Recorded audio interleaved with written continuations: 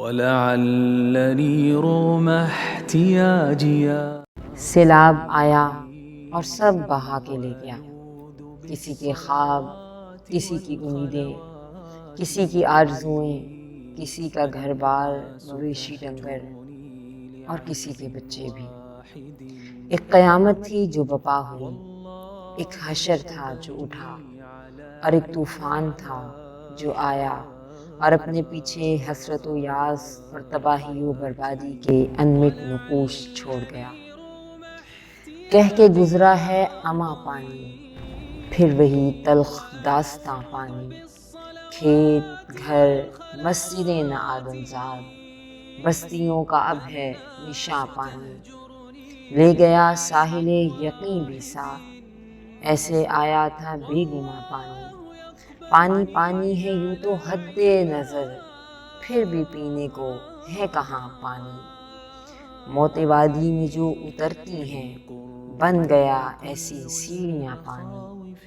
سر پہ چھت ہے نہ پیٹ میں روٹی، کچھ اگر ہے تو ہے یہاں پانی۔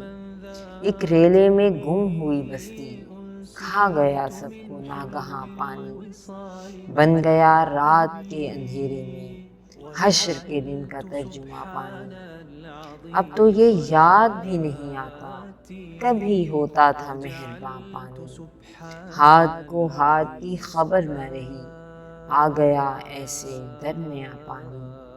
وہ جو گلیاں تھی زندگی افروز، اب وہاں پر ہے نوحہ خاں پانی۔ جانور لوگ خواب بامدر، کر گیا سب کو بے نشاں پانی۔ بین کرنے کو سر چھپانے کو رہ گیا ایک ہی مکاں پانی۔ موت اس کے جلو میں رقصاں تھی، جا رہا تھا جہاں جہاں پانی۔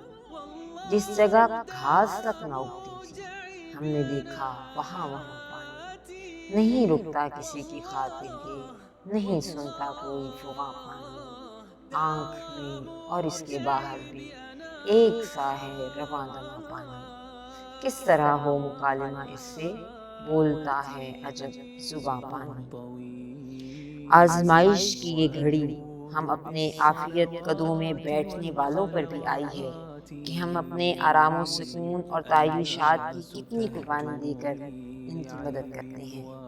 اسلامک ویلفیئر ٹرسٹ نے حسب روایت اس کار خیر میں حصہ ڈالا اور آغاز سحر کمیونٹی کے ساتھ مل کر سیلاب زدگان کی امداد کا کام شروع کیا۔ ہمارا پہلا مرکز اونسا میں تھا، اس کے بعد راجن پور اور پھر آج کل سوات میں کام جاری ہے۔ آغاز 2 لاکھ کے راشن پیک سے ہوا، اگلے 5 لاکھ ترپالوں کے لیے تھے۔ اس وقت ہم صرف کرنسی جمع کر رہے تھے۔ بعد میں جب سیلاب کا پھیلاؤ زیادہ ہوا، لوگوں کی ہر چیز پانی میں بہہ گئی، تو خشک راشن کے ساتھ کپڑے، بستر، گھر کے برتن، دوائیاں، جس چیز کا مطالبہ آتا گیا ہم اعلان کرتے رہے۔ معاونین نے الحمدللہ 2-3 دنوں میں ڈھیر لگا دیے۔